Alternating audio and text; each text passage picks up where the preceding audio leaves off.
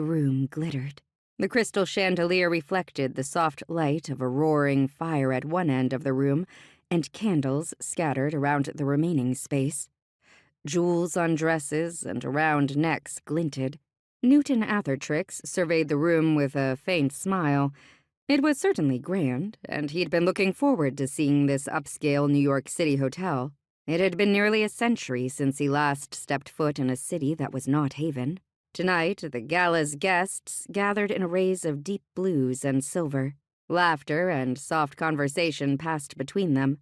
The space was pleasantly warm, and Newton enjoyed the gentle plucking of strings at the other end of the room. If not for his task here, he would have sat back and observed everything, then returned to his room for a sound night of rest. However, he was not here to merely enjoy himself, and the sooner he got back to Haven, the better.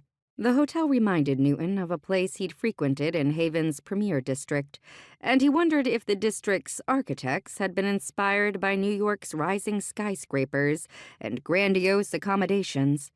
Not all parts of the city were so pleasant, Newton reminded himself. In Haven, one never risked being mugged in a dark alley or having their personal effects stolen on public transportation. Even so, dangers lurked in the shadows. Newton understood this well as a diplomat and member of a house with old-world roots. The same was true of this room. Shadows lurked beyond his sight. He kept his eye trained on the people around him, searching for hints of disturbance.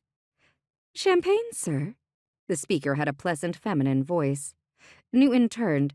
A 20-something woman wearing a server's uniform made up of a starched white button-down and black pants stood beside him.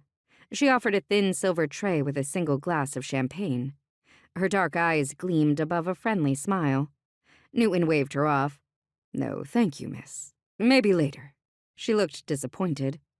"Sir, it's the best champagne you can hope to have in the city. Mr. Godfrey insisted we serve it tonight." Her smile returned as she offered him the glass again, this time by taking it in her hand and extending it. "I promise you will like it. Besides, Mr. Godfrey will be offering a toast soon." Not wanting to hurt her feelings, Newton returned the smile and accepted the glass.